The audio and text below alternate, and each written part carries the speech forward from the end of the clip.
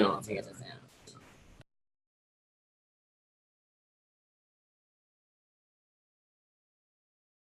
No, dude. I don't know anything. Let me send you. Hang on. Sorry, you can't ask me questions. I don't know nothing. It's preparing the live. Now. Let me invite. I'm gonna send you. Where's the link? Invite. Copy invitation. Okay, now I'm gonna send it to you, Gene, on Facebook. Where's Gene? Oh, Facebook. I'm gonna send you the Zoom link, and you can hop on.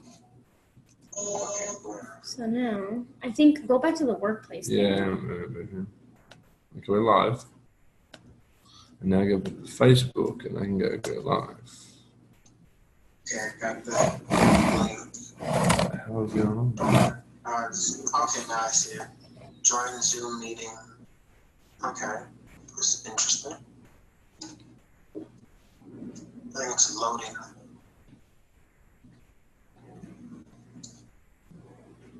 I know this will work. I haven't. We'll figure it out. Live. Interesting. Yeah, it's opening in the Zoom application. Oh, we are live. Are we live? No, no. Is this about to be us? Oh! I know this will work. We'll figure it out. Live. All right, I'm gonna admit you, Gene. Yeah, it's opening in. I think we're live. I think we're live. Hey, Gene. We are live. Are we live? If I Are go we back, live? Is this about to be us? Oh!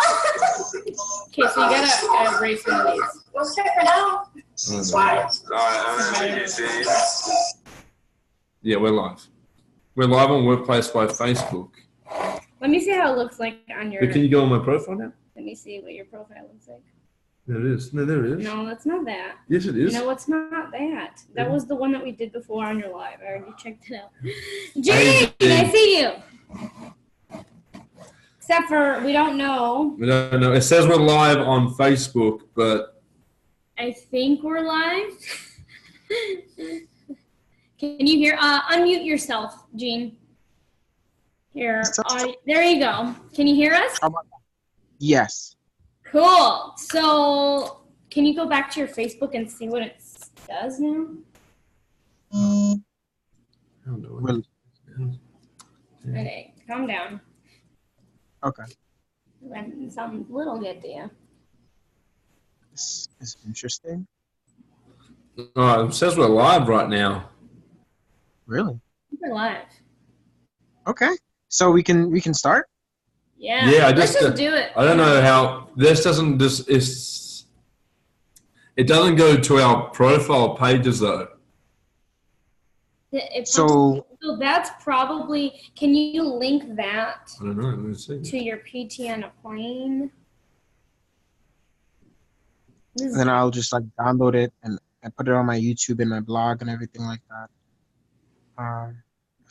So if you go to my profile, it doesn't come up now. Come up, no. Because I think you did this into this must be only for groups. For groups? My group doesn't even come up. Because so long as I can download the video, we can, that's still good as long as the video. Well, let's just record it and hopefully it's recording now, bro. On here and on Facebook Workplace. So yeah, we'll work with this, man. Let's go with it.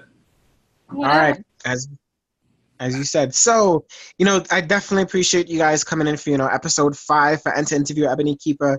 It's really exciting to have you guys, carve your time out of the day to make this happen, For sure. We're pumped up, bro. Thanks for having us, G. Absolute pleasure. So yeah, let's just jump into it, right? So I wanted to, get your both of your backstories. If you could both answer each question, that'd be even more interesting.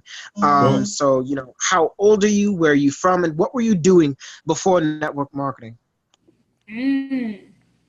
All right. So before network marketing, I was 20 years old. I was in school doing my generals and working as a server at the melting pot. Yeah, multiple. Originally from Madison, Wisconsin. And yeah, that was kind of really all I was doing. I think I was partying it up as a 20-year-old, going out practically probably 5 days out of the week. Not joking. Yeah. So yeah, that's kind of mine. Cool. That's kind of mine. Yeah, bro, I was 19 years old when being introduced to network marketing as a profession, and at the time I was a personal trainer, boot camp instructor. Yeah, I was like a health and fitness trainer. What else? I'm from Melbourne, Australia, mate. G'day, mate. I'm from the other side of the bloody world, right? And yeah, that's what I was doing, dude. Yeah. Wow. Okay. All right. So there's the roots. What was that? I haven't thought of that time in my life in a while, so. It's literally like you've been almost like reborn into a greater, more grown person.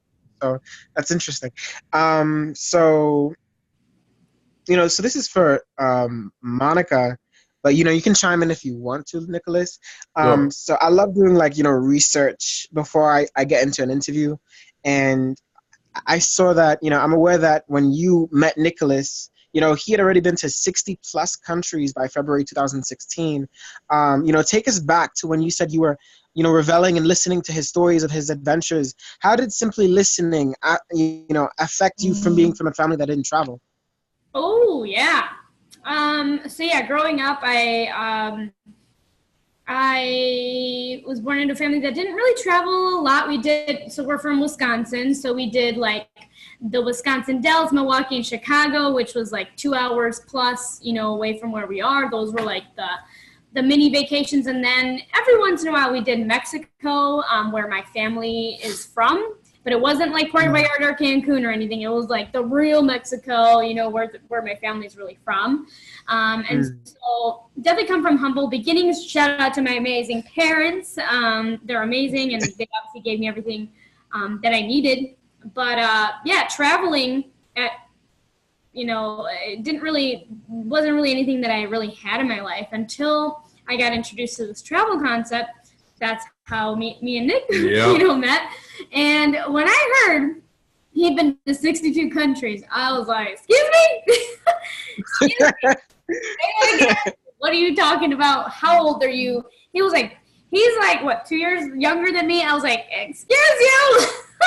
I really got a blow to my ego because I've always wanted to travel, but never really had a chance to. And so I think I had taken one major trip right before I met him, which was to Hawaii. And that was one of the top 4 places on my bucket list. And again, the other one was Australia, Iceland, and Dubai. And then I met him. I'm like, you're from Australia? That's interesting. That's on my top bucket list. but I guess, yeah, it was very like, what world do you come from? I want to know about your world. How did you get to that? Because I've never heard of anyone that young checking off so many places. So it was definitely an eye-opener and very intriguing. And from that kind of conversation and just kind of picking his brain, and actually you want to kind of tell him kind of what you were doing, like all the traveling and stuff? Yeah, sure. That would probably make more sense. It made more sense. How it all happened? Well, he might have another question. Do you have another? He said to chime in. Just chime in. I'll chime in. I'll chime. Ding, ding, ding, ding.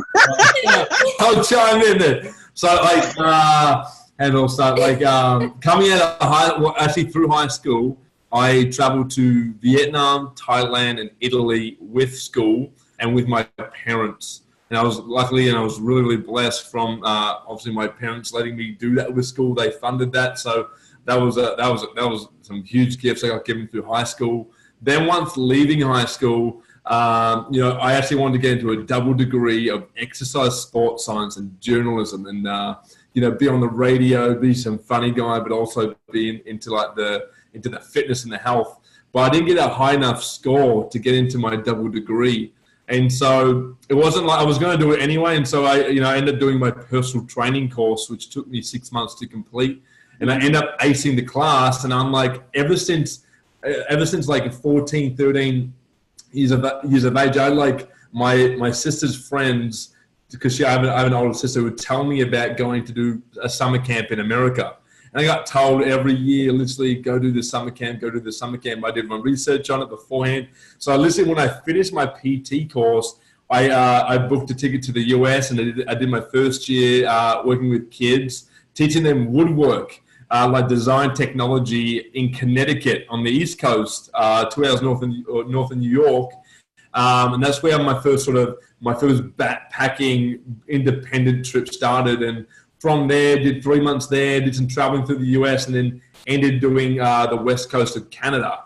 And I got back, and then I got the travel bug, and literally then started my own personal training business when I got back. And then back and forth trips to the US, Europe, Scandinavia, UK, and then by the time I met Monica, that was back in 2016. So I started traveling by myself 2013, which is where it all started. Yeah, and then I ended up, after hearing all of his stories, I had this like 25-year-old crisis, I guess you would say, like the midlife crisis. But this is like at 25 years old, I was like, oh my God, I gotta like get going on this travel. And so I ended up, this was only 3 weeks after knowing Nick, is when we had this like big conversation about all of his travels and how I was like starting to like visualize what I should do with my life and my future. And I ended up saying, you know what, screw it. I've been wanting to backpack like forever. Like I wanted to do that when I was 20 years old, but like it just never happened. And again, by that time I was 25 years old when I met him. And I ended up booking a one-way ticket to Portugal 6 months in advance. And the goal and the plan to completely quit my dental hygiene career, at least put it on hold for 3 months, get a backpack, and go out there solo traveling, and didn't know that me and him would last. I met him 3 weeks into this, made that decision by myself. We ended up doing long distance dating in between, and we ended up meeting out in Portugal. He ended up making the decision to come out to see me and meet me in Portugal, and like literally the rest is like history. We traveled to 9 different countries in Europe. I mean, it was really cool because I was going to go with the intention of going by myself, but it was really nice to have someone that I actually did know, because that was my first time, and it was so scary. I quit my job. Like, I was making really good money. I had a lot of upset from my family. I had to take a lot of the, what are you doing with your life? You're going to ruin everything. And I'm like, you know what? I'll find another job. I'm totally fine. And that was probably one of my biggest, like, fuck it moments of just like, you know what? I might regret this, but I don't think I will. So I'm just going to go for it and just do it. And it was the most freaking freeing, eye-opening experience because I ended up getting my passport, identifications, phone, iPad, and everything stolen when I was out there. So having Nick there was nice because I felt really crappy. Like the traveler's worst nightmare happened on my first big trip. And I knew I was going to hear I told you so, I told you not to go and travel from like my family. But I didn't let that get in my way, and I didn't let that stop me. I ended up, continuing that trip, and we ended up going to Israel, getting invited by some people from the Travel Concept, and they hosted us the entire month. We got to go to the Dead Sea, the Sea of Galilee, Nazareth, Jerusalem. Probably one of the most amazing experiences after going through something really crappy like getting your entire, identity stolen. So in a nutshell, that's kind of, he radically kind of just made me, he didn't make me, but he really like put a lot of things into like a different perspective of how I was like living my life prior, probably in my comfort zone, and probably still a little too scared to step out. And because of his, what he's already accomplished at that age, I was like forced to be like, man, I gotta level up here. I gotta do something. So yeah. Okay, beautiful. So take us back to like, when both of you are seeing the concept, for the first time, like what was running through your mind? Who shared it with you? How'd you even come upon it? And why'd you get started? Yeah. Sweet. Yeah. So I saw it 5.5, now close to 6 years it'll be in March. I saw it 21 years old at the time, in school to become a dental hygienist and working as a server, again, still at the melting pot. And again, it had to do with traveling more for less and making some money. And I was like, I'm all in. I didn't need any like persuasion. I don't even remember watching a video. All I remember is my friend sharing this concept, and I'm like, I've spent my money on dumber things, so let's do this. And because I made that decision, and I said, what the heck, whatever, I became teachable, coachable. You know, I really dove into, that was the first time I had ever done any personal development in my life. I'd never done anything. I don't think I picked up a book after college forever, and especially after high school. I don't think I ever picked up a book. And it was something that felt really nice. I felt like I really needed it at that point. And every experience that came from it was just, it was either removing something that didn't serve me or adding on to what, you know, is now what created this. So that's kind of, yeah. Awesome. Wow, amazing. I got known probably a little bit over 3.5 years ago when I was a personal trainer out of Anytime Fitness in Melbourne. I was running my 6-figure PT business, so money was really good. So money was not my objection. I had plenty of money. My biggest objection was time. I wasn't sure about the time, but at the same time, my personal training mentor, I had a mentor to help me build my 6-figure business, and he showed me.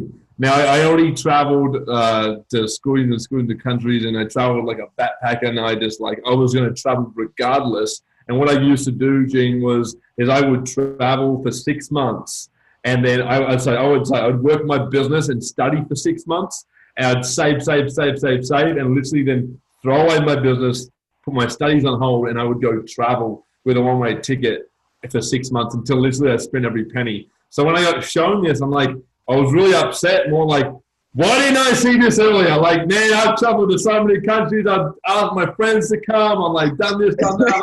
Why didn't I see this earlier? So, I jumped straight in. It was around $500 and some to get started at the time. Jumped straight in, had some fast success. And then literally from the personal development, because again, I didn't get personal development before network marketing. And literally when I first heard personal development, it was in my mate's car, and he was listening to Matt Morris actually, and he was actually listening to Tony Robbins. And I'm just like, get this crap off the radio. Like, this is disgusting. I was really against it.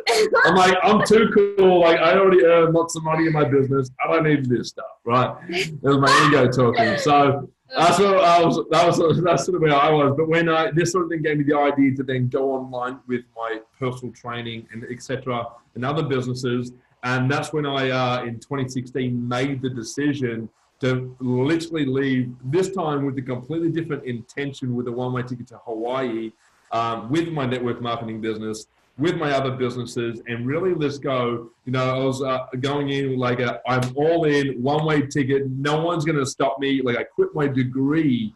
My mum and dad told me, you're an idiot, Nick, for quitting your degree. They found out once I arrived in New York, they found out, like, I got a call from mum, like, you quit your degree, didn't you? I'm like, yeah, I did, Mum. I'm not sorry. I got to do this. You're an idiot. Get back. All sort of stuff. And there were times where I've been up and down, but it's just part of part of the process, part of the journey. And now we're here. Now we're here. No, that's so beautiful. Like, I remember I met someone in this concept, and she had told me a little bit of like what you had said. Like, you spent 6 months saving your money, and then, you spent the next like 6 months pretty much traveling. She had just come back from taking her whole family back from Dubai, spent $8,000. And literally when she came back, her friend showed her our Dubai trip, and pretty much like 6,000 plus, money she could have saved, and she was pissed off. Like, but now, she's a residual income earner. She's like, been on some trips, so like, the anger has gone down. You can say. Okay, that was beautiful answers. Thank you so much for your transparency. So, now, okay. So for those who are considering, going on the journey of becoming a network marketing professional, not just using the product, but, they're on the fence and unsure whether or not they should, take that leap.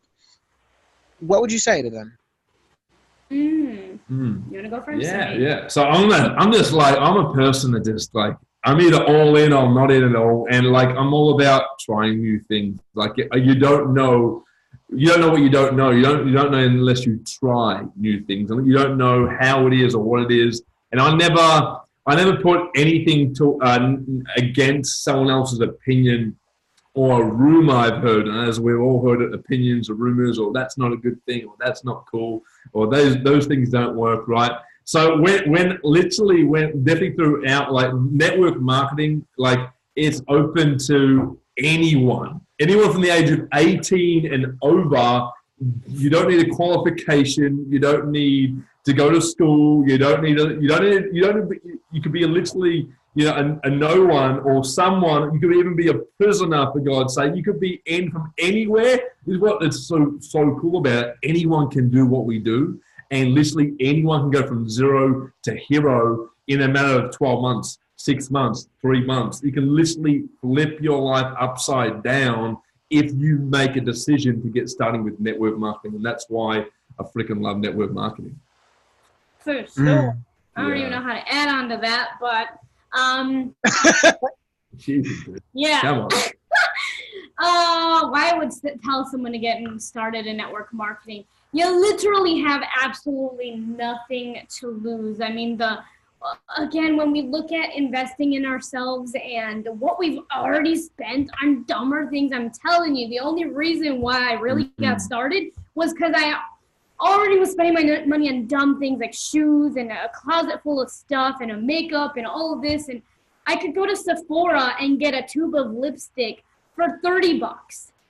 I get 3 lipsticks for the same price, like for starting your own business and having those tax advantages for businesses, and the personal development and the mentorship. It's so ridiculously like what we can give in a network marketing company, whichever company it is. I mean, the mentorship and it's just like, you don't even pay what is what you get out of it. Like they over deliver. And I mean, I would really say you need to just try, because it also forces you, like being in business for yourself forces you to get uncomfortable, to really, being in business for yourself is the biggest personal development you'll ever have in your life. It'll radically like take everything that you've put underneath the rug, everything that you're insecure about, and like put it in your face, because exactly, you're forced to be like, what's going on here? Why do I care about other people's opinions? Right. Like, the biggest part of why network marketing has helped me get that tough skin and that rhino skin of being able to get rejected, because you have to go through rejection in life. And if you can't pick yourself back up and keep moving, and you can't learn to understand that everything isn't for everyone, and but that doesn't mean you should stop doing it if you love it, so it just forces you to have a different perspective, and it's really what has helped me is not care about people's opinions and learn to get rejected over and over and over and over and over again, and keep it moving.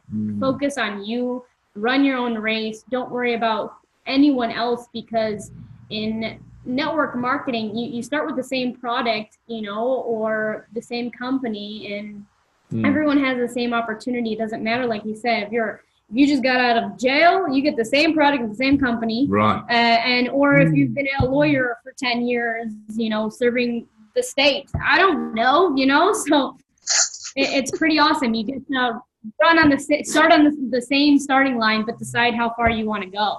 So it's, I would say, crazy to not even just try it. Yeah, and just one little extra thing right there is like the campfire, the people that you get to meet, and obviously when you're around the people that have the same vision, same goals, or similar goals, similar visions, the pathway, the direction where you want to go in, and you are around that, and you are surrounded by that, and you are supported by that, man, that's like right in the heart for me, because that is what's taken me, in network marketing to where I am now, in all my businesses and everywhere in my life, in my relationship. It's that support, that flame, which and is one really other good. one. Yeah. It exposes people. Boom. Biggest one for me, it has exposed my true friends, people that support, care about me. And it's not even that, you know, when you go into business for yourself, support is a big thing. It can be monetary, but it can also be like, you know what, get it, girl, do it. If you love it, keep going. But it's like, I really learned who my true friends were. If they even gave me the time of day to listen to what I had going on.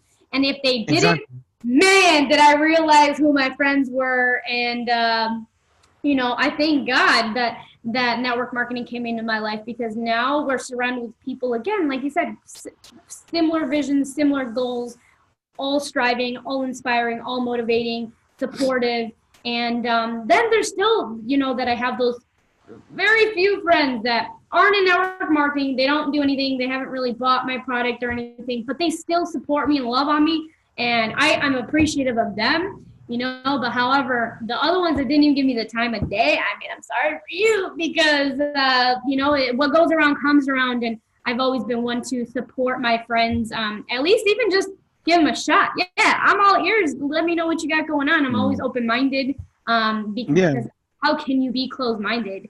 You know, if it's not for you, okay, but you don't know until you hear it. You don't know until they share it with you. Right. So that's been a blessing, is to, again, you know, the people that we have in our life are it's a mutual, like, benefit, you know, and it's no longer, you know, I don't have friends that just want to dump all their baggage on me, you know, and just want to know how I can help them. I have people that we all help each other.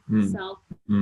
And before you ask that next question, James, there's another little touch up. Remind you of something? Yeah, dude. It's like with network marketing, because you're surrounded with personal development and people who do personal development, right? And then you start obviously hanging out with more people who do personal development. So to a person that does personal development and to a person that doesn't do personal development, is the person that doesn't do personal development only sees ground floor, right? In perspective, right? A person or a network marketer or someone who does personal development sees ground floor, first floor, second floor, and third floor, can see bird's eye view. So a person who does personal development can see a complete different perspective or spectrum of vision than the person that doesn't. So I just wanted to make that super clear. If you do get introduced to a network marketing company, you do end up saying yes. It's not just the product, it's not just the business opportunity, not just the people, but also the personal development that will absolutely change your life, literally change your perspective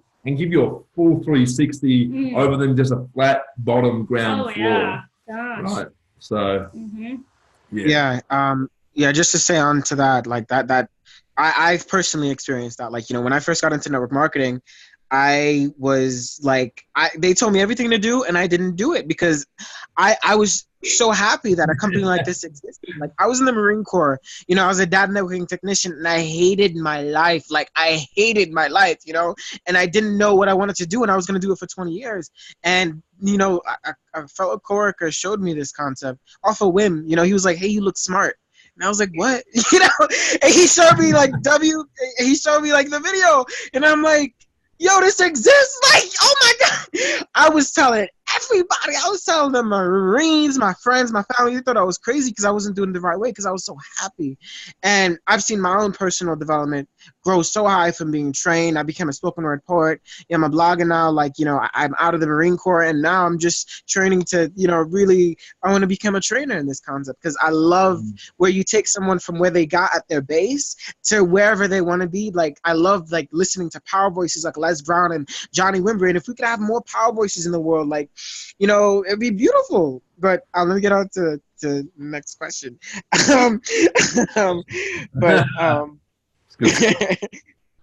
So thank you. What do you feel your purpose is? What makes your blood hot? Both of you. Ooh, yeah. Well, I've always I have my own like Facebook group called Inspiring Fuck It Moments. Like, virtually exactly what I love to do. You know, there's been this exercise that me and Nick have done that I believe Tony Robbins or someone has created, and it's called the Noble Qualities, right? Mm-hmm. And my top one is inspiration. And so if I can inspire someone to like, you're on the edge of the cliff, you're peeking out, you're trying to see if you're gonna jump, but you got all these people behind you saying you can't do it, don't jump, you're gonna drown or something, like it's always these people that are talking, but they're never gonna jump themselves. And exactly. So me and Nick are both the type of people we're like, jump! Get the cliff! Get the hell out! Just like I mean it. That gets us freaking pumped up. That gets me pumped up to get somebody off the freaking cliff, into that air, into that water, wherever else. And we're going to tell them flat out, you might get scraped up, cut out, bruised. It ain't going to be all unicorns and rainbows, but I guarantee you it's going to radically change your life, because you're going to have to confront a lot of things. You're going to have to see what are those insecurities you still need to work on. And again, we actually just had a friend of ours had a huge fucking moment, and we were supposed to be in Mexico right now. Like 2 days ago, we were supposed to leave, but due to visa issues for Nick, we just have to stay in America. But our friend literally is selling his house, wants to live a life that we have, we don't even know where we're going to stay or where we're going to go, and very spontaneous and crazy. So he decided he wanted to do this Mexico trip with us.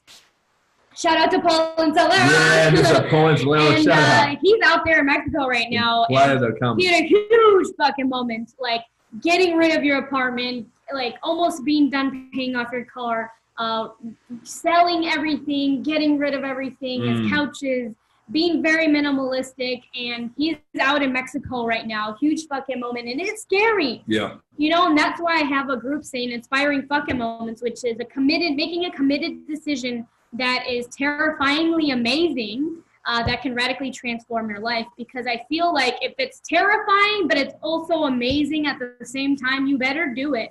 But most of us don't. If we get too fearful, if those insecurities creep up a little too much, we tend to not just do it. And I've always said, stop thinking, fuck it, just do it.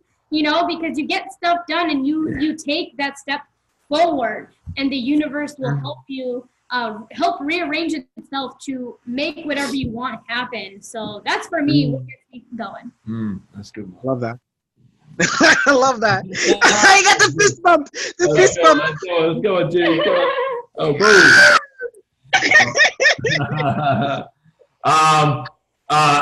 In terms of that, noble quality. The noble quality exercise. We did that in the ambassador program with our travel club, with our network marketing company, and that's where we sort of learned it. And the two top words, or the two top things that I'm so passionate about, that boils my blood, and is literally the two words is spontaneity, is spontaneous, and is freedom. And you can also, Jim, you're in my private group. My group is called Spontaneous Freedom, right? And it's just like, and I'm a guy that just is all in. I'm just like, yeah, I'm like, you can sort of say I'm the yes man. I felt like a Bruce Almighty for a moment in my life where I'm just like, I'm in, I'm going, I'm doing it. Screw everyone, fuck it, right? I'm in. And it's just being about, that not actually processing it in your head and giving yourself enough time to go, oh, that was probably a bad idea, or that didn't work. It was just me on the spot, book it. On the spot, go. On the spot, next destination, next flight, next hotel, next location. Yeah, let's go tonight. Let's go party. Tomorrow we'll go to the Great Wall. Tomorrow we'll go to the pyramids. That was like the spontaneity that I want, and that's what I've developed in my life. And I just believe that people need more spontaneity in their freaking lives. Just from we know so many people that have that sluggish or pretty normal life. Routine they call it. I love routine, and we all have routine in parts of our life. But how cool would it be tonight, right now, us three could book a flight to the Great Wall of China, man, or go to the pyramid. Well, I'm booking it now. book the flight, go. I'll be like, I'm bringing my boyfriend. I'm kidnapping him from New York. Let's do it. Like, we leave in 8 hours. We booked it right now. Like, that's the freedom, and that's the spontaneity freedom that I want to like give to people. That's like the heartache that like it goes through me. And like, people gonna wake up. Like, you're gonna be shaking with me. Like, I'm gonna yell at you, throw you a bloody basketball at your head. I was like, go, come on. There's nothing, just do it. Like Monica says, just do it. You know, just fucking just do it, right? It goes very well. And we're pretty similar in that perspective, right? And so it just, you start living on the couch and start living on the beach, baby. You know, start climbing the mountains and stop, you know, hanging out in the fruit shop, whatever it is, you know. It's just to get out there. It's not to be, you know, screw the fears, screw what you're afraid of, screw those insecurities, fuck scarcity, screw what anyone else has said to you in the past that's held you back, and just go do what you want to do. Like, freedom, baby, live it. Come on. That's how it should be lived. That's life, man. You know, that's how I look at it. Right. Yeah. God, I love both of your responses. Not gonna lie, Nicholas, you kind of reminded me of that Crocodile Dundee guy. I can't remember what his damn name. That's not a knife. This is a knife. Hey, there you go. I love that.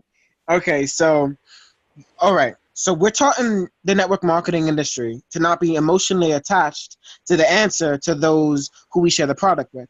Did you ever struggle with this? Oh, yeah. Oh, yeah. Yeah. Oh, yeah. Yeah, we did. Yeah, I did. I know Yeah. Yeah. So, literally, when I first got started with network marketing, I showed my whole family, and I showed my 12 best buddies from high school. When I first got started, two of my friends got started. They watched the video presentation. Look, I was just like, you could sort of say I was ignorance on fire. The slogan goes in network marketing. Didn't know really what I was doing. I was so excited. Literally just got told to show a video, and I did.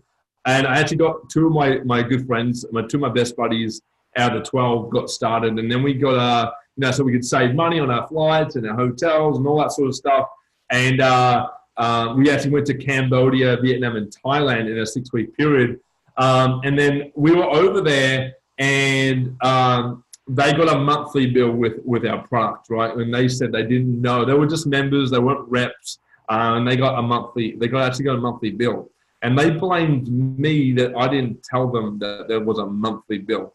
But all I did was obviously to show the video presentation. So I was just doing what I got told. And the video obviously told them that there was a monthly fee, right? So they waited, obviously. Actually, they said that, I did them wrong, and I was just trying to make money off them, which was totally incorrect. And they actually told the rest of my friends back at home before we actually got home that I did them wrong, right? And so then all my friends sort of went against me and said, those things don't work, you're scamming people, et cetera, et cetera. And then obviously my family sort of found out about that little scenario and didn't like how that happened either. So I just got this massive negative, excuse me, Gene, just got this completely negative feedback from my best friends at the time, and my family, which was obviously not the support I wanted or needed at the time. But I wasn't going to let them stop me. I wasn't going to let them stop what I actually wanted to do with network marketing, what we had as an opportunity that I know for a fact that could help thousands and thousands of people worldwide. And I'm not blaming markets. I'm not blaming. I come from a first world country because I know America's a first world country. But it's just that's just sort of how it happened. And since then, obviously, me doing personal development and my friends and family not doing personal development, as I said before, I see a full 360 over just a ground floor. I see multiple levels over a ground floor. And so then that obviously helped me get through those situations where I eventually moved on and, met greater people. Hey, and so that would be probably my biggest hiccup, and it's sort of been running through my life for quite a bit. in my network marketing profession. And I would say only recently that I'm really going through an exercise that Monica and I do called Radical Honesty that we do through our coaching programs, that we radically change our life. We radically put it on paper what we're honestly upset about, don't like, we need to get removed from our life and demolish and diminish. And honestly, me doing that exercise with Monica actually remove those fears, remove those insecurities, got rid of those people, got rid of the old slate, so I can start a fresh start, so I can literally move forward in the direction that I want to go in. And here we are in 2019 with a bang. So that was my hiccup. That was sort of my negative sort of outlook on what will happen with me in network marketing. And I'm guessing it happens with many other network marketers and people in business in general. Yeah, I definitely had emotional attachment issues in the beginning. I mean, who wants to be rejected and who wants to be told, what are you doing? What? That sounds crazy. Like, because like majority of my life, I've always been almost on the opposite spectrum of my friends or family. Somehow I always felt like the outcast. I always felt like the weirdo. I always felt like I was always on the opposite side of majority of the world.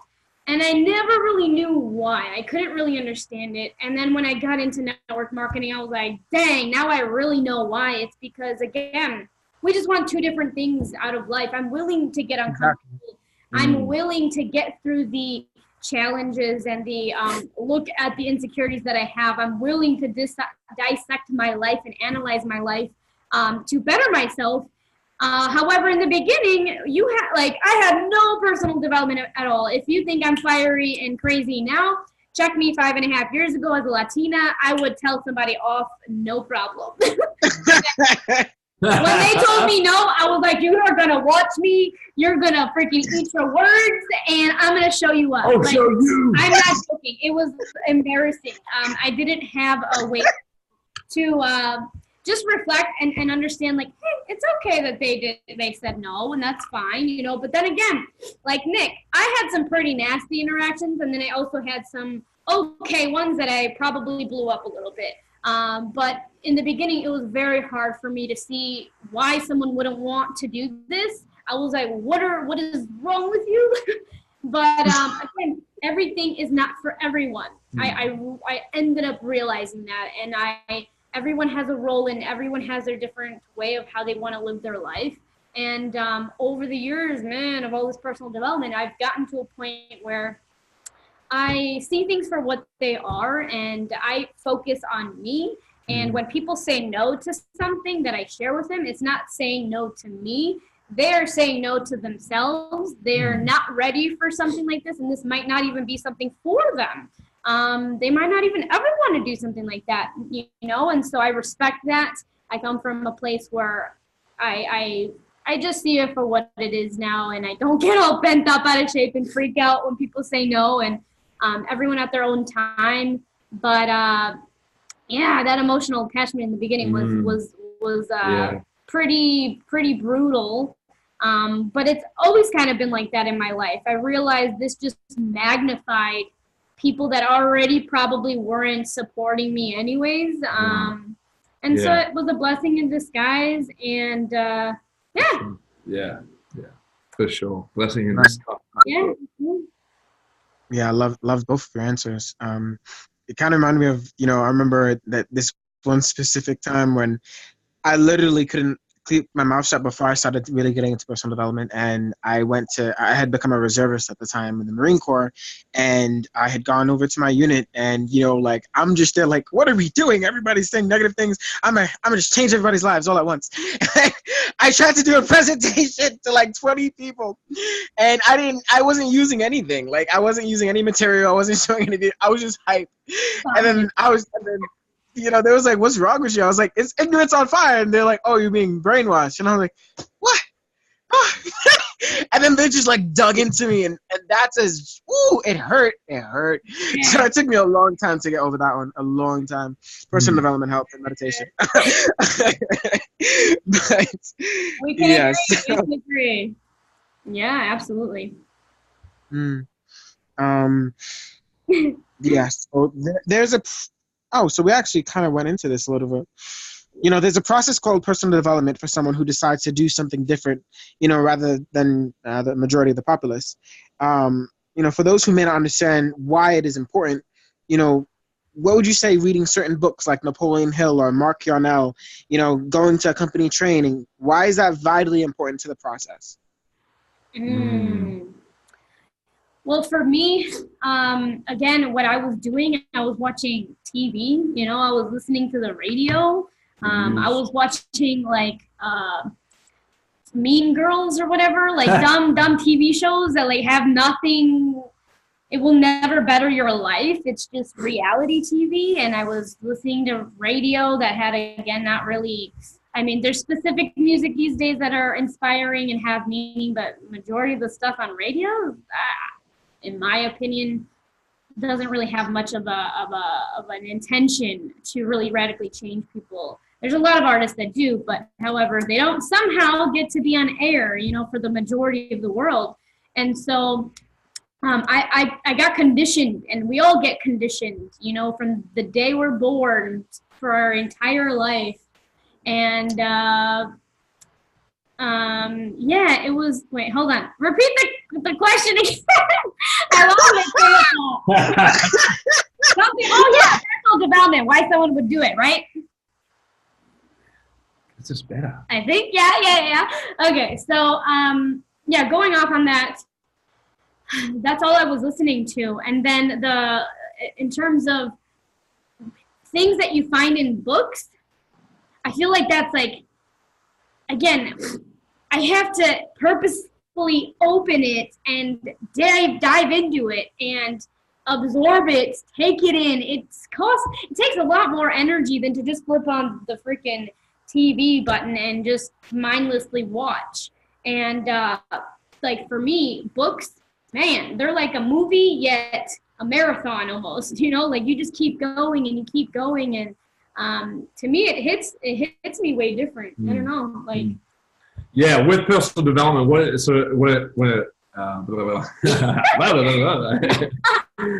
personal development sort of made me realize was it identified all the negative crap that I was watching or listening to. And so when I heard personal development and it outlined or outlaid what I was actually listening or watching,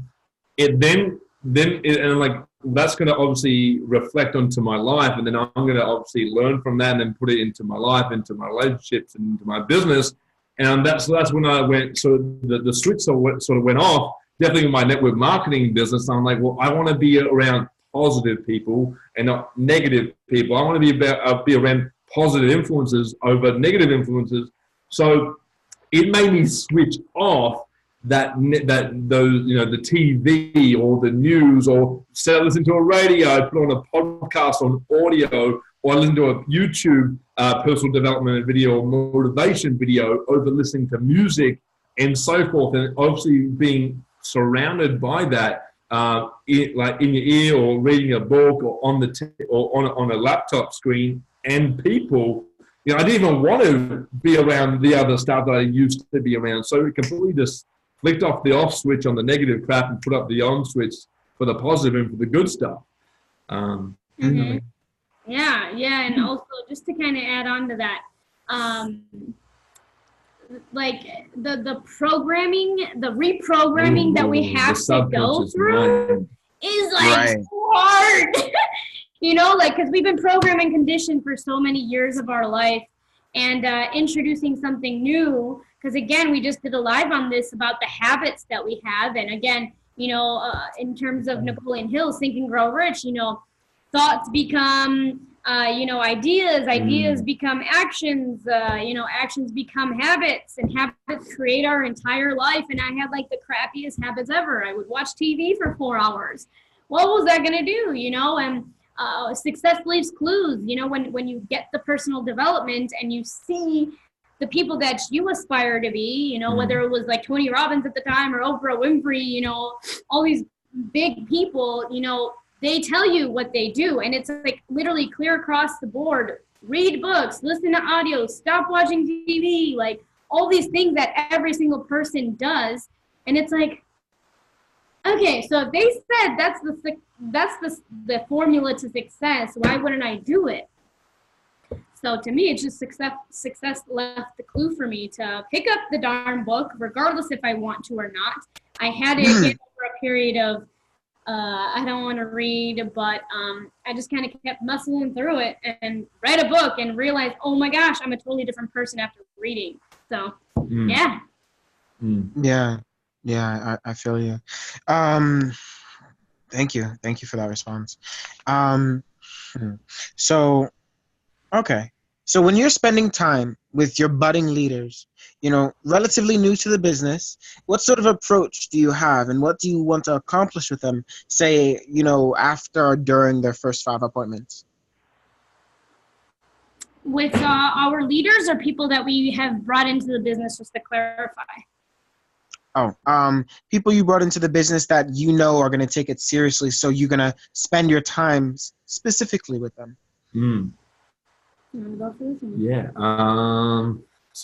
Can you say that? Can you sort of say that question again? You use the fancy lingo there. Say it again. Sure. No worries. When you're spending time with your budding leaders, relatively new to the business, what sort of approach do you have and what do you want to accomplish with them, say, during or after the first 5 appointments? Yeah. Like mindset-wise or what have you. Yeah, absolutely. We just said it, like all personal development, and really getting their why. We really kind of make sure they see it's that balance between, if we like, not really reality, but also like being a visionary and kind of showing them what the process and the journey looks like, and not like sugarcoating it. Yes. And because a lot of people, when they're new to the business, they think they're going to be billionaires tomorrow and like no efforts required. Like a lot of them think that. And again, I would be lying if when I got started, I didn't think I was going to make a couple of thousand like the first month. And, that didn't happen at all, but I had really good mentorship. And the person that sponsored me really got me to sit down. I saw that. It's a good the person that sat me down really kind of got me to think about my why. And the why for, people is what hurts you about your life. What is going to help you go the extra mile, pick up that extra phone call after you've been rejected, to just keep going forward and not completely quit and say that this sucks and this doesn't work, right? So for me, my why, we definitely go through the whys with anyone that we know is going to take this a bit serious, because they got no real shot until they really focus on something way bigger than what they originally thought they were going to get into. If it is about money, it's not going to work. It's not that you need a goal or a vision way bigger beyond money or traveling even. It has to be what hurts you about your life. Like, what do you not like about your life? What are you willing to go the extra mile? And so plugging them into these audios of trainers and that's what I kind of. Yeah. And it's more like, as Monica just said, having that real talk, that real conversation with them, and putting in the vision and implementing the goals that they want to happen, and really telling them the process of, and obviously showing them what we're doing, and they're obviously seeing what we're doing from the get-go, definitely after, and through those first 5 appointments or those 5 presentations or those 5 parties that we do in terms of showing our opportunity. And so it's more just really stepping up and showing them the leadership and surrounding them with personal development and telling them which books that they need to start reading and what they should stop doing if they really want this to really radically change in their lives and transform not just their life, but their partner's life, their family's life, generations to come, and really looking at, do you want what your parents have, or do you want what your family has now, or do you want more? And really putting that into a perspective and casting that vision. Vision, yeah. baby, vision. And it also has to be super freaking duplicatable. Duplicatable. Duplication is key when getting that budding leader, because, well, if we see a leader, we better freaking be making this simple so that they can duplicate this and they don't go off on tangents and do a bunch of, like, create a new presentation or something, you know, like that we all, like, the leaders, they just go, you know, but they also need direction. They have no idea what they're doing. They absolutely need direction. So it's a simple system, and again, system stands for save yourself time, energy, and money. And we tell them we don't have it all. We didn't create this system. We've taken it from. We've literally just copied genius. Okay, we don't have to reinvent mediocre. We copy genius from our mentors and pass that on to them, and so that we know, because eventually we want to be irrelevant to our business. We want to be insignificant. We want to help them understand that you too.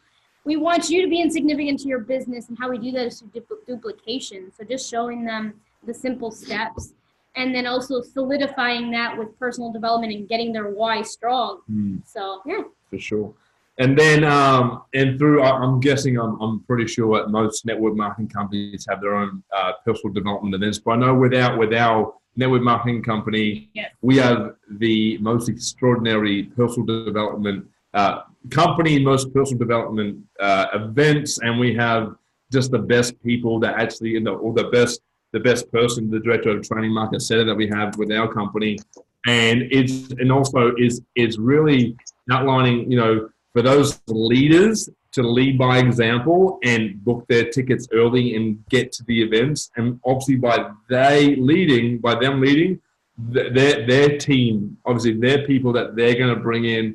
Is go. You laughing at? Hey, she's laughing at. She's laughing at me. Yeah. Anyway, you got me off guard there. What are you laughing at? Smiling. She's a chicken. All right. So yeah, it's obviously by getting them to the. She just screwed me up. Good. Stop. There you go. No, you did good. Sorry. John Paul's like. What the hell is happening? No, I love just getting, obviously explaining to them that getting the leaders to the events and getting that personal development, not just from a book, from an audio, but also from our events as well, which is going to keep them around the campfire. Yeah. Right. The campfire. Loved your guys' responses. Actually, out of curiosity, I wanted to ask, you know, so how do you feel like both of you benefit off of each other's dynamic, each other's energy, like as partners and business partners? Yeah. I definitely feel like we're yin and yang. Yeah, yin and yang a lot. We both have a pretty equal, like, he's slightly. We're really like, we're two lions in a cage. Yeah. A lot of the time. We're like, I'm a lioness. We're trying to like beat each other's energy sometimes. We're both willing to go hunt, not just one stay back and be a gatherer, or one stays behind and one goes out. It's most of the time it's both of us go out and hunt and kill. You want to say? And I wouldn't say it's definitely not like bad competition. It's healthy competition. I'm coming for you, I'm coming. Get you. I'm in first, right? I'm gonna win, right? So it's more healthy competition. But like, what the things that I sort of lack on, she picks up, and what the things that she lacks on, I pick up. So that's where the yin and yang sort of comes in, and we're sort of like a really good duo. We pick it up, and we do. Yeah, sometimes, again, like you said, two lions in a cage can get pretty heated sometimes, you know. But we get through it, and personal development gets us through it as well, obviously. Absolutely. Oh my gosh. Obviously. So yeah, our relationship has taken many levels up. You know, we always feel like when we have like a miscommunication or a disagreement or discussion, I mean, it always ends up giving us a different level of awareness of each other's own like emotional feelings that we did not know about, you know, like And it's uncomfortable to go through those disagreements, but again, you have to realize when you're with someone, like, he doesn't have my brain, I don't have his brain, I don't have his feelings or emotions, and both of us want to feel validated, both of us want to feel understood and appreciated. We both want to be understood and appreciated, right? And that's just comes, and obviously it's like, you know, it's... You just took over on that one. You love it. It's on video right now. Go for it. We're 2 lines in game right now. We both want to be understood, and we both want to be appreciated. And as long as that is in sync, and we know that, and we apply meaning to that, I think we're sweet. We definitely move forward at pretty good speed. Yeah. But then there's always those checkpoints that you're like, who's going to go forward, you know? But then we, again, level of awareness and personal development has helped that. We have a lot of mentors that have really great relationships that we aspire to. Again, like Tony Robbins and his wife, or Dave and Yvette Yolo in our own company, you know, certain couples that we're like, man, those are goals right there. For real. Yeah. Thank you for that. That was I just made up that question because I was just curious about you guys. Why would you say having a thriving network marketing business as an additional asset in one's asset portfolio is an important thing to consider?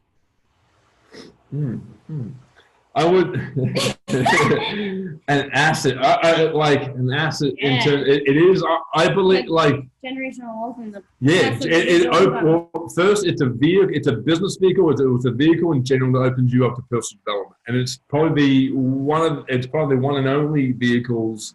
There's other vehicles obviously, but it's the only really vehicle that stands out to people that introduce you to personal development on a large bloody scale, right? For the fraction of the cost of personal development. Second of all, if you have an amazing product like we do, and obviously it gives you opportunity to go see the world and shows you the cultures of different countries, cities, and obviously brings you closer to people you wouldn't even expect to get close to, and make friends from all over the world, and definitely at a low cost entry in joining a network marketing business is really I wouldn't say why people wouldn't say am I got off topic? Can you repeat the question, dude? I got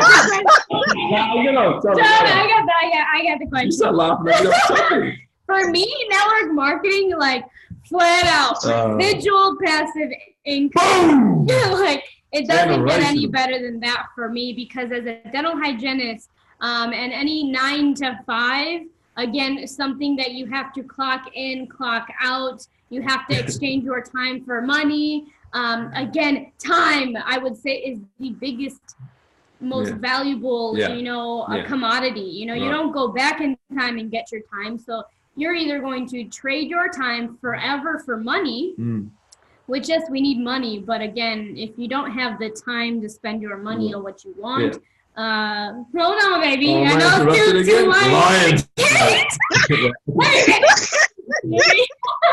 You forget about this. I forgot that one of the most important things. Anyway, what's going on? Pump the brakes.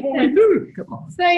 So for me as a dental hygienist, looking at my life as a course for what I originally thought my life was going to look like was the 40-40-40 plan. Work for 40 years of my life, for 40 hours a week, and then eventually, oh my gosh, couldn't fathom retiring off 40% of what I originally probably wouldn't have been able to live off in the first place, and I see people in my field, because I'm still a part-time dental hygienist, because again, anyone in network marketing, again, most people have a job, when they get started, they're doing something. And until I'm willing to give up 45, 50 grand a month, I'm going to continue to do my career. But I still see 70-year-old dental hygienists working. And to me, I had to put that into perspective. Like, do I want that for my life?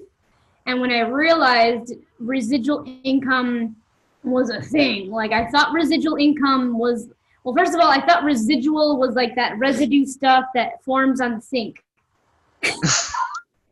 Like, residual, what does that mean? The residue stuff that forms on the sink? No, that doesn't make any sense. No. Residual means getting, doing the work once and then getting paid on it over and over again. I never heard of that in my life. And when I got introduced to network marketing, any network marketing, I think offers residual income is the end goal, is to get your time back. That's so invaluable to me. And we're now residual income earners, so we get paid monthly on things and the work that we did in the past. When I go to work tomorrow, I only get work, or get paid when I clock in, when I clock out, and that's finito. That's it. I better come in the next day and get paid and do the work. And we're building that residual income up so that eventually, again, it can cover our expenses. That would just be radically amazing, that we can continue to grow something that is willable, sellable, and transferable that most people don't understand. Our positions in network marketing can be passed on to our kids and their kids, and create a legacy. Yeah, I completely missed the residual income boat, didn't I? Because I'm the one that talks mostly about online on social media. I don't know how that went off. But yeah, I'm backing up everything that Monica just said. You guys, the people, you can't get residual passive income through a job or from a typical business. So being introduced to network marketing at such a low-cost entry that you can then create a foundation in generational wealth and create a residual income is just, in today's age, is super, super important. But people just don't understand, or they don't know what they don't know, like I said before. And so therefore they don't know what it is, and therefore it's not important, or it's not significant in their lives until some person who does network marketing reaches out to that person and shows them their network marketing company and shows them and shares them, and they can make a residual passive income. So yeah. No, yeah, I love the in-depth responses both of you gave. Until you disrupt that person's frequency with the new thought, that's the only time things change, different paths open up. So I love that. So who are two of your mentors, and what is the lesson you've two of your favorite mentors, mind you, and what is the lesson you've internalized from both? Specifically mentors in network marketing, or any? Network marketing. Specifically in network marketing, something that they have instilled in us. Interesting. On the top of my head. Man, there's a wide range. Let me see. Here's my that's a good one, man. Feel like looking up at the sky. I'm all trying to look. Like where is this idea? I can't find. Should we think of that? Yeah, I'm trying to think. Yeah, well, we can go off. Yeah, Eric Gruzbowski is one of our direct international marketing directing mentors. I mean, what we get from him is just like literally do it and duplicate it, and stop making everything so freaking complicated. Yeah. Stop overthinking it, breaking it down, and understand that some will, some won't, so what, and some even just watch. And that's a huge thing that you can apply to everything in your life. I mean, again, some will, some won't, so what? Who cares? That doesn't pay my bills, and it doesn't affect my life. And some people just watch. Everyone has a role in life. And he just tells us, literally, we could recite his presentation or his script. Yeah. It's the same thing over and over and over again, and it's a system. Save yourself time, energy, and money. That's a hands down one that I've gotten from him, and that's why he's one of the top 10 income earners of the entire company. Number 5. He's number 5. Number 5. And he's coming into Madison tomorrow night, actually, to do a presentation. So we'll be down there with him. Wicked. Sorry, thank you. Some good information. Maybe come back to this one. Maybe come back. Thinking. We'll think about it. There's a lot of good. It's a lot. I know that there really is, and I'm just curious to see, like, you know, who's. Yeah, I could say Johnny Wimbury. Good old Johnny. I love good old Johnny. Johnny Wimbury, the double international marketing director in our company, as you know, John. And he obviously, triple. Oh, he's triple. He's triple now. My bad. He's triple. He just right. His one is his sort of slogan or his sort of saying is swing the bat. He just keeps swinging, just keep swinging, just keep swinging. And regardless, if you just keep swinging, you're gonna hit something eventually, right? And it's just that no stop consistency. And it's like, regardless if someone says no, someone said I don't want to see it, this is not for me. You know, that thing is a scam, whatever they're saying, in front of you, you keep swinging. And eventually you will hit someone right in the face who goes, "No, I'm in, man, let's do this." Yes. You know? Yeah. And that is just like, everything in life. Yeah, it applies everything in life, applies all your businesses, applies to your relationship. It's like, you know, if you don't want to kiss you now, you got to keep trying to kiss her. Yeah, that wasn't really good. Come on, yeah. What I'm trying to say is, if you're a single man trying to find a nice lady, you know, she says no to the kiss, you gotta keep trying to go for the next kiss, not to another girl. Same girl. The same girl. The same girl. And you gotta go for that kiss again. You gotta keep trying. And again, you might keep missing. You might start kissing the fridge and the kiss in the microwave, but eventually you'll lay a kiss down and you'll smooch her, right? So you gotta keep swinging. Yeah. And one day she'll be your wife. They should be your wife, right? Nice. Yeah, absolutely love that. Yeah. Wait, did I cut you off? Nope. No, you're good, man. You're good. Okay. Now, like, one of the things my guy said that, like, really was cool, you know, he put up all these walls and everything like that. And, you know, for like 16 months, I was just like, I'm sorry, I choose you. Like, I'm not, you know, you can't, he keep trying to push me away and everything like that. I traveled in New York, he traveled here to Georgia and everything. And he was just like, you know what, I can't, like, keep you away anymore, so I might as well make you mine, you know? It was dope, you know? Took 16 months. I got the patience. But, yes, so, you know, I was saying, like, okay, so I'm quoting someone, right? They said, respect the industry you're in. I can't recall who I heard this from, you know, but I've noticed you two have a certain potent bluntness that is just your style, your personality. When it comes to the network marketing industry, how do you feel your perspective, your energy contributes to this 86-year-old profession? Yeah. Again, network marketing and the tough skin that it gets you to form. Yep. You need to have that rhino skin to get through a lot of your days of rejection. Being blunt, I feel like, the truth hurts, but the truth can also set you free. And also when you are authentically you, you know, people love authenticity. They don't really care about perfectionism. They don't care if you got it all together. They just want the authentic, real you. And again, personal development helps you bring out all those insecurities about yourself and who you think you were, you know, but who you want to be eventually is two totally different things, you know. And this industry forces you to get radically uncomfortable. Oh, yeah. And, you know, this industry, again, it creates the most, you know, some of the wealthiest people, and again, a lot of failures, you know, so.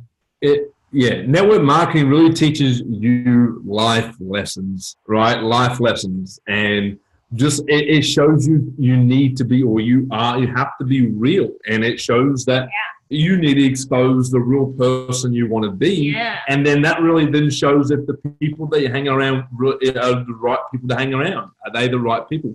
And most of the time you really get a check going, they ain't the right people. And that's where you start obviously hanging around with the right people and put you in the right direction and where you want to go.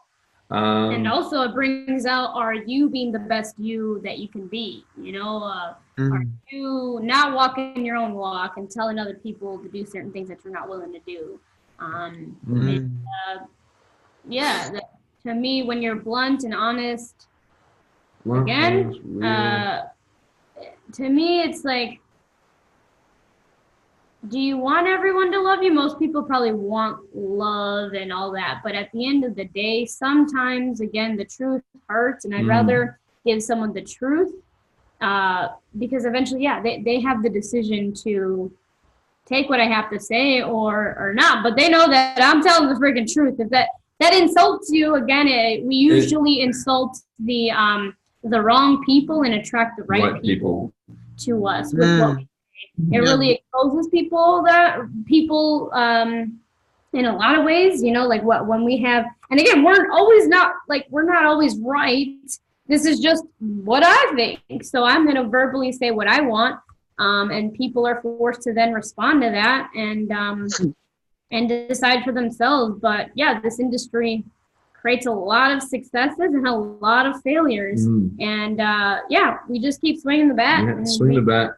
And me and like Monica and I, when we're being real, we're being raw, we're being upfront. It's only because we want the best for the person, and it's only because we're being complete, authentic, and honest through our own ways, and we want to deliver a message, or we want to deliver some content that's may hurt the person, but it's going to sculpt them to be the right person to be. It's going to put them on the right pathway. And if they do get upset, it's just a true reflection of themselves, or it's a reflection of what they're doing in their current situation, right? Right. If that makes sense. So we're just again. I'm not going to BS. I'm not going to trash talk. I'm not going to trash talk in general, but I'm not going to like just fake it. I'm going to be real with people, and I'm going to be upfront and honest with people. If I think something is different, I'm going to say it, and that's my opinion, our opinion. Right? Yeah. I think the industry, it's that fine line between like talking too much and verbally saying stuff without having intention. So we definitely try our best to give things with intention and purpose. Yeah, we might drop the ball sometimes, but then again, we have to own it. We have to, decide to move forward with it, change ourselves, better ourselves, personal develop ourselves. But we've also had many leaders that have told us certain things that we didn't like, and we had to decide, are we either not like this person because they told us the real thing, or again, take it on the head and decide to make a change. So. Yeah, I that was a big thing. Like, I really respected, and what really attracted me to you too, because when I first took for those who are not familiar with the 4 colors, our director of training, Mark Osetta, he sort of based that off of Plato, I believe it was, from like 1600 years ago, and he just made it more simpler by basing off of red, blue, green, and yellow. And when I first took that test, I was yellow, green, red was the lowest color. I had no idea how to deal with reds, so that bluntness that you guys have. It really was like helping me just simply absorb it. That was just made me curious about you. But yeah, I think it's also, just to add one more thing, it shocks your nervous system sometimes when you hear something so freaking blunt. You're like, excuse you, I didn't really like that, but I'm not interested, and I, going off of the colors, was pretty actually half and half of 3 different colors. I was blue first, majority blue, 58% blue, 57% yellow, which is very soft, easygoing, for those of you that don't know the colors. Blue is the outgoing, spontaneous one, and then the red that you're saying is very kind of assertive, kind of blunt. And I was kind of 50% as well, and barely any green, which is analytical and all of that. And so it's interesting how I've kind of changed over the years. But again, when I'm telling you, catch me 5.5 years ago, I was a whole lot of red. Didn't have quite of a filter at all. I still don't have a filter. However, I try to have more intention and purpose. But again, words. But I believe I stand by most of the things that I do now say. And again, ruffling a few feathers is usually gonna cause someone to make a double take. Excuse me, I don't really like what you just said, but I kind of need to know what you're saying. Kind of out of their shell and forced to, kind of examine themselves or analyze kind of what's going on in their insecurities. Yeah, I love that. Okay, so all right. So now with a direct sales and multi-level marketing company, admin, our global staff, corporate, and our foundation handles all logistics and everything regarding the product, while those ambassadors, those representatives like us, are responsible for growing the company, by inviting friends and family to consider the concept. So compared to standard business models, where those separate sectors are combined into one, what would you say are the benefits of having a corporate division with its own leadership and a marketing division with its own leadership like we do? Man, that's a really great question. That's amazing. You go first. I'll go second. This is my blue side. We're the lowest colors for us is green, which is the analytical. So but I think I got this, Gene. Pretty sure I question. Leadership division, marketing division. Yeah, for me, stop me if I'm like totally rambling and this doesn't answer the question. But to me, being in business for myself in the very beginning, had I had to have done all of that for myself, good gracious, I don't think I would have ever started my own business. They have everything set up for you and at such low overhead cost, and having all the intricate parts that you can be part of, like our foundation and giving back to third world countries and creating, really giving back to those, again, low economic areas and stuff that how can I put that together, but I can be part of it and give my efforts in my own way, yet have a company create that. I mean, as a network marketing companies, they already do it all for you. It's not like a traditional business where everything's on you. System. You have to have your own accountant and you have to create your own website and you have to make your own login and all that stuff that, oh my God, you gotta fork out the cash for that. It's ridiculous. I didn't really, now that we're in, that I've been in business for myself and creating that kind of whole thing with our, from us, I mean, that is a lot of work. And so for anyone wanting to be part of something big and getting in business for yourself, something that's already set up for you, and you get access to so many different things and different, again, there's 500 different people that are employees that work for our company that we can just call up and they can help us. Me and him being in business for ourselves, we got us to call. We have to figure it out. So that would be kind of I hope that. I'm going to go off her response, right? So I don't know. But just imagine, John. If you just imagine, bro, like you have to make your own website, like do your own login, do your own calls, make sure this trip is all organized, that product's all organized. That your team is all organized, and you got website, app. We got the all the restaurants lined up. We got the shopping mall lined up. We got the booking engine lined up, and all that in sync, and that to be running cooperatively with no problems.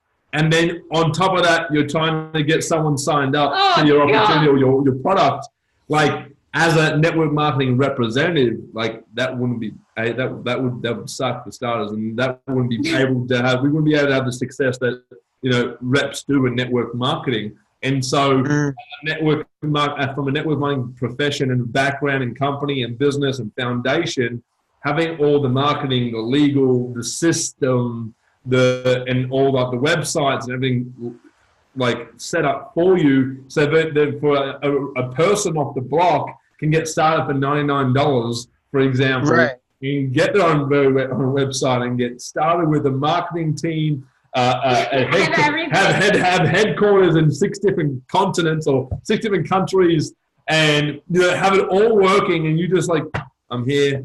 I need to show someone my opportunity, and I just then make money. I'm like, that's like gold given on a golden platter. Like that's you just walk in the castle, man. Penny. You got given the king's crown. You know what I'm saying? So like, it's simply amazing. Yeah. No, that definitely helped me because I've been dealing with some greens on my end that are so green. I haven't really been able to, like, sort of understand like how to approach. So that sort of helped me in just the way that, a lot of them they have their own side businesses, they're creating their own websites, coding, all that stuff. And, that response really did actually help me from your perspective. So thank you very, very much. That was more of a selfish question. But, okay, so, I have a certain perspective when it comes to dealing with those adamantly convicted that what we do is illegitimate, regardless of how much good we do in the world, as well as in the lives of those open-minded individuals who trust us enough to involve themselves with us. And that is very close to your fuck it mentality that I loved reading about on your website, Monica. That is, if I care about you, I will do my best to disrupt you with either this opportunity, my spoken word poetry, and all the projects I'm involved with, in the hopes that a new thought will, blossom that will eventually lend to the sleeping giant inside that person, awakening, upgrading their life to the next level. So the human collective is advanced further, while depression and its cousins finds itself in a losing battle against us giants. So I said that all to say, how do you feel ego has been, one of the biggest barriers to success, or considering, like pushing the ego to the side to go on the character developing journey of becoming successful? I'm going to try and guess this one, and you can tell if I'm wrong. But like, I'm going to start from the very start when I first got started network marketing. My first 100 people that I personally signed up all quit. And I would say this would be off me being money driven or going with my ego and maybe being too much of a red personality. And so I actually had 100 people and I thought I was doing the right thing. And I'm like, I'm going to get freedom. I'm going to make 6 figures. I'm going to be a trainer. I'm going to be an IMD. I'm going to do this and this. And everyone's going to look at me and I'm going to be significant on stage. And then, I signed up 100 people, but as I'm signing up 100 people are quitting. It's like, it was like going like this. It was like, and it all just died. And I would say through that learning period is where it really like I need to change my ways. I need to flip what I was doing. I need to change, stop being egotistic and maybe going or signing up people, presenting to people with an ego and exposing that I have an ego. I'm trying to go with where I'm going. You got this, baby. You got this. And this makes sense. I try to go. Again, I had an ego and I had all the success, but it went to shit because the person I was. And so then this gave me a complete mind shift to change the type of person I was, to then personally develop myself and restart myself again, to then start a new sort of era in my network marketing career. And really more taken off now being with Monica, as I've got a female perspective in my life. I have a more yellow perspective in my life, and I have other different strategies and different ways of doing things. And obviously I've altered them being with Monica, and obviously now building a team together. And we've actually had the most growth. Well, I've had the most growth in my whole network marketing business since being with Mon. So like this in here, champions adjust, plans don't change, but champions adjust. Plans change all the time. Plans change decisions. Plans change decisions. So the champions adjust, and and now having amazing success now. But we all have to go through the roller coaster, the journey, the process. I hope that's what I answered. Part of the question. No, yeah, definitely. Yeah. What a long question. And for me, mine's pretty similar with Nick, but I'll add a different twist to it. Because for me, it got to a point where I realized that network marketing, or even just the company it was way, like the mission itself was way bigger than me and what was happening to me. I really needed to understand that if I didn't get outside of my comfort zone, if I didn't learn to really analyze my insecurities and work on myself, a lot of people that were looking up to me, or either maybe, hoping that I was going to be wrong, I was going to probably let down a lot of people because, again, I can't remember who exactly says it, but when we, what's that word? Is it when we decide to go after our dreams, we almost by default give other people permission to start following their dreams because they see somebody else. And so for me, I had to remove my ego of fear of failure, of, oh my God, probably everyone thinks I'm going to fail. In the beginning when I was 21 years old, I'm not joking. I was going out partying 5 days out of the week, spending all my money. I don't think I would have signed up with me either. I was not personally developed at all. And it probably didn't take until the 3rd year into my network marketing career that people started taking me serious.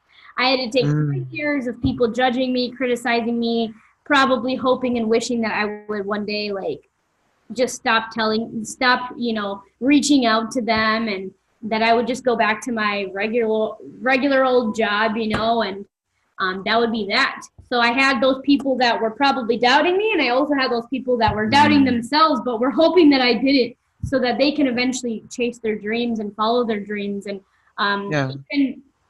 we literally actually just got someone started the other day that I shared World Ventures to 5.5 years ago, at the very beginning of my career, and I had no credibility whatsoever.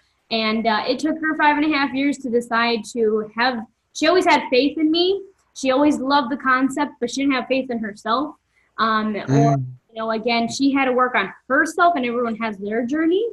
So I realized this was something. It was just share it, share the gift. They don't have to open the gift or like the gift or anything at all. It just comes from give it away. And to me, it was like giving up my ego and giving that gift. And if they want it, great. If they don't, it's okay. But in timing is for everyone. So for me, that really helped. That was the hardest part to kind of get over, is this is way bigger than me. And if I quit and I, give up, a lot of people are going to give up. So I didn't want to do that. I feel you. For me, my story is actually a little bit similar to yours. My first time in with this company, our company, I was in it 5 years ago when I was 20 years old, and I was verbally vomiting over everyone, and at my best I could only put in 4 people. Those 4 people were very much better than me, and they all together, I had a team of 48 people all of a sudden. So I let that get to my head. And that ego really, the person I was actually in a relationship with at that time, I was building the business with them. We were traveling around, doing all this stuff. And with my business building so fast, it was getting to my ego. And, our relationship was starting to completely dissolve. And, when that ended, everything just crashed like dominoes. And I was just whoosh. And so I just watched, all my friends in this just win and win and win. And then I was like, yo, and I became an artist, and then I started to really deal with all this stuff. And then I was like, yo, I'm ready. I've dealt with all this stuff that I had to, and I'm ready to, share the message. So I definitely, I love the fact that you stuck it through. That I mad respect. So we're getting close to the end. We're getting close to the end. So, this is a selfish question. So my blog, EbonyKeeper.blog, of which the replay of this episode will be posted to, I've observed, through statistics that, curious folk engage with it from Australia, Romania, India, Nigeria, and it goes on. But, what would be your advice if you were to counsel me in helping a new partner build their business in, say, South Africa, or Australia, France, Jamaica, while I am here in the United States? Over them working in the States? No. So your question is how what's our tips for you or advice on how to build your business kind of internationally, like from a different market? Right. Yeah. Okay. You're perfect for this. Sort of how I've been, I would say I've been more successful in cold market prospecting over warm or warm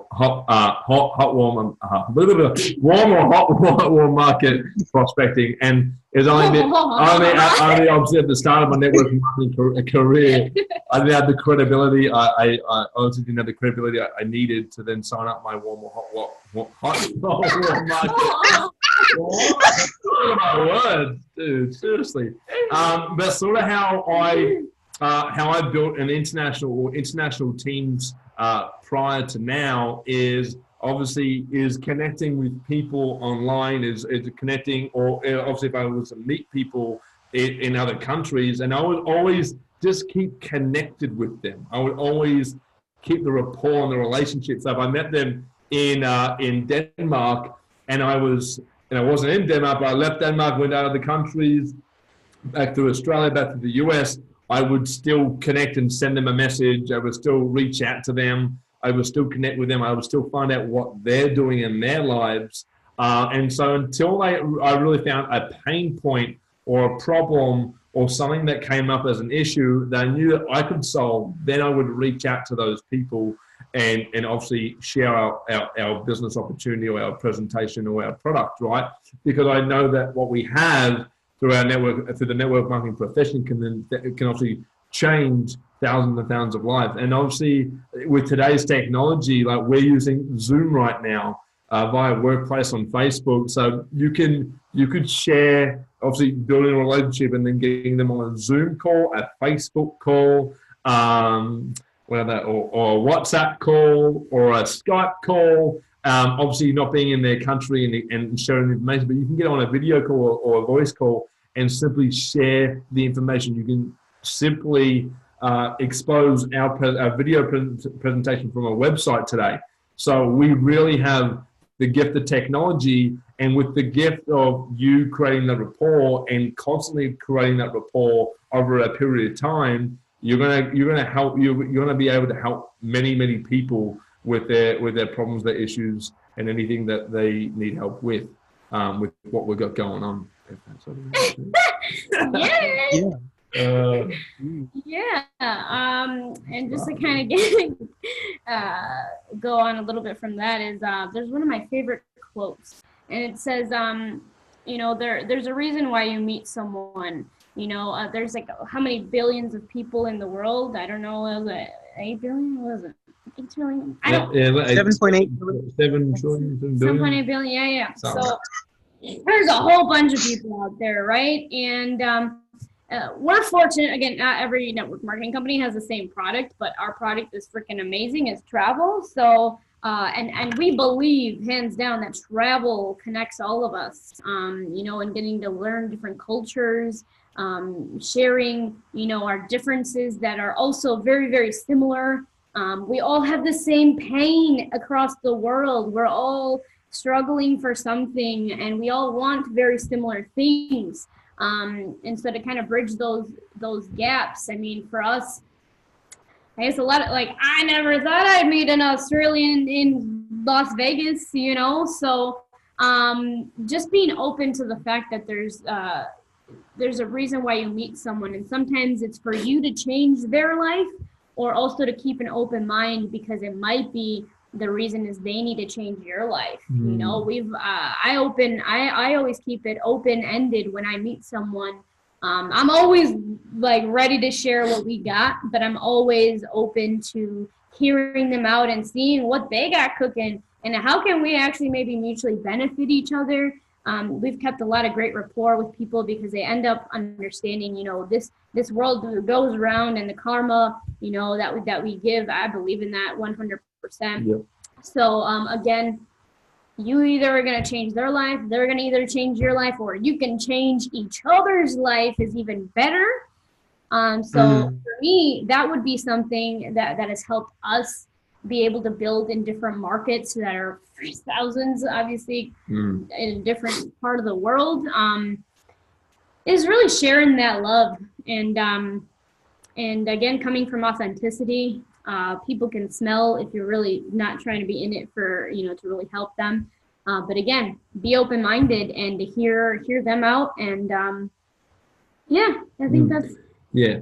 And sort of from an online point of view, or from a cold market point of view, or from an international point of view, I purposely reach out to people that I haven't spoken to in a long time.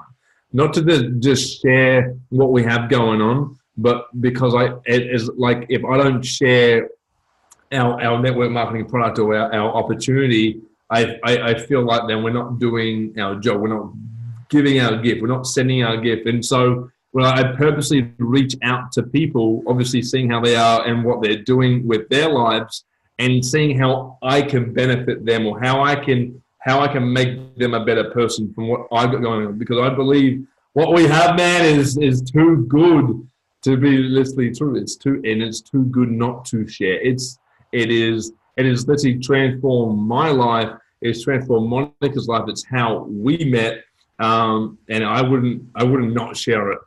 Removing that ego again. And it's more, and it's coming, because I used to be, I told you earlier, John, like I used to be money driven. So coming in from that perspective, now coming in from a completely different perspective, changes the whole game. Yeah.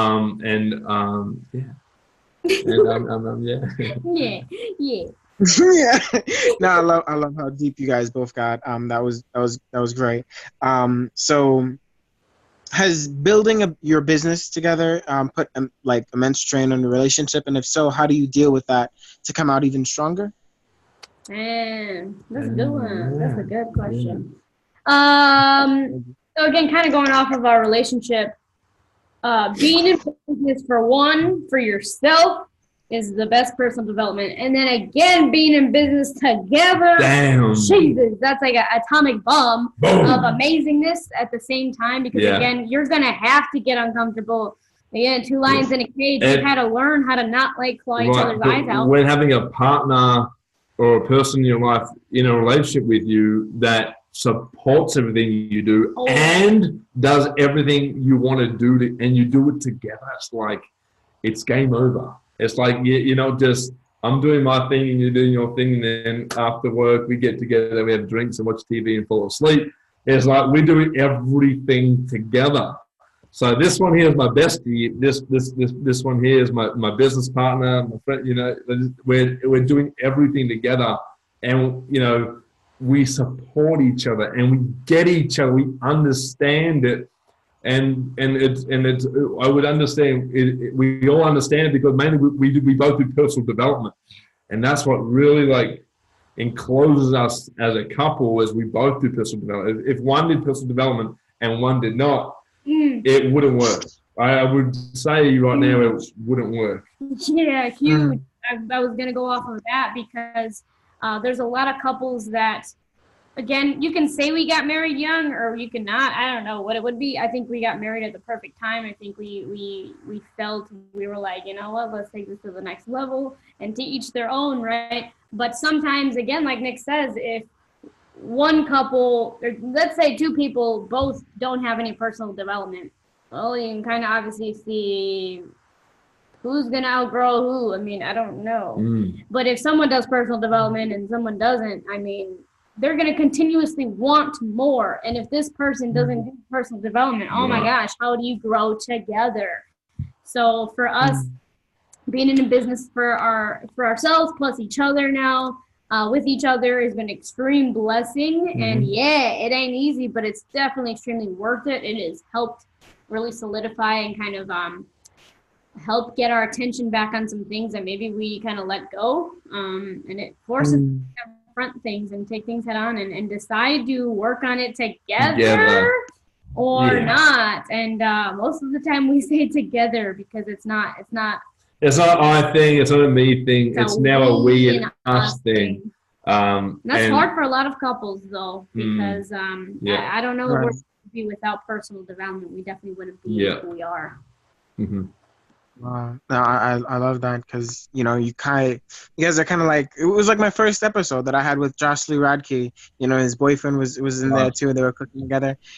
I told them I was like, you guys and my guy, he was watching that episode. He was in the comments, and I was like, you guys are my goal. Like that's and same thing for you guys. Like y'all got married. And what country were you in when you got married? No, we were here. Where we got engaged in Santa Barbara, California, and then we got married in Vegas when we met. Yep. Oh, so it was the state. Okay, but that was just so like, what is this word in English? It was so random and just spontaneous, and the ability and the freedom that you could do that in the first place was just gold. Like just damn. So yeah. So last ones, right? So if you would have given a sign for a whole year or 5 years that you can place on the highway, and hundreds of thousands of people drive past this sign every single day, each of you, what message that they could read while they're driving fast or whatever would you put on that sign that you would want them to see? Fuck it, just do it. Sorry, government. I'd probably put a little asterisk and a thing there. I was going to say just jump, but I don't want people jumping off a bridge or a highway or anything like that. What I obviously mean by jump is go do it, or just make the decision and jump off and go into midair and make your dreams come true. I don't know, that sort of thing. Yeah. To me, I always just say fuck it, just do it. So I don't like thinking about things, John. You just want to do it. It's like I think I need to do a YouTube channel. No, just do it. Just do it now. Just while you're thinking of it, do it. I think I want to go to China. No, just book the bloody thing and go to China. Like, and it's like, and don't even plan. We don't even plan anymore. Yeah, no. We just go, and the plans change. We booked Egypt, Barcelona, and Mexico. Then got told I can't leave the country. Yeah. We just booked all this, and we're like, damn. But that's the new plan. Now we're going to Nashville, Birmingham, Alabama, and Miami. That's just how it is now. The plans change. We just change your plans. It is what it is. There's so many good ones, but that would just kind of sum up everything.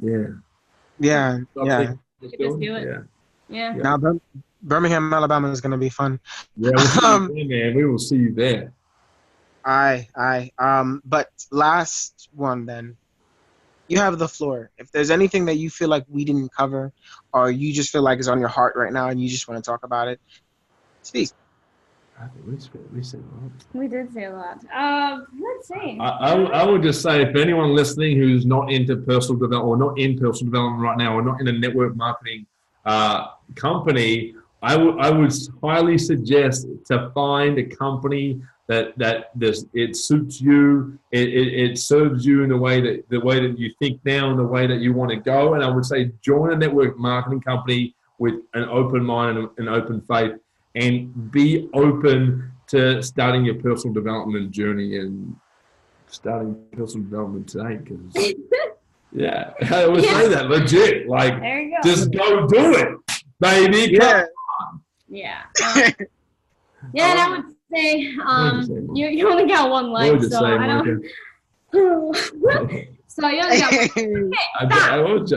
you only got one life. One life, baby. Wake up, freaking wake up, and discover what it is that you need to do, what you need to change, what you need to confront. Start that journey now, because you're not going to have those breakthroughs that you're looking for, that you're waiting for to happen, to fall down from the sky, until you go through that sometimes painful discovery. But again, I don't know anyone that's been that's been successful and hasn't gone through periods of awareness and discovery and breakthroughs, so decide to make your one life the best. It's really it, and you should go through the pain, and you're gonna have a lot of breakthroughs, and I wish a whole bunch of fucking moments for everyone. And spontaneous freedom, baby. Yes. Spontaneous freedom. How can people find you online? They can search our name's Monica Rincon Hernandez. No, that's not it. Well, it's Monica. Oh, hell, it's Monica Kicaj, baby. Kicaj. or Nicholas Kicaj. Find inspiring fucking moments. Monica's private Facebook group or my private Facebook group.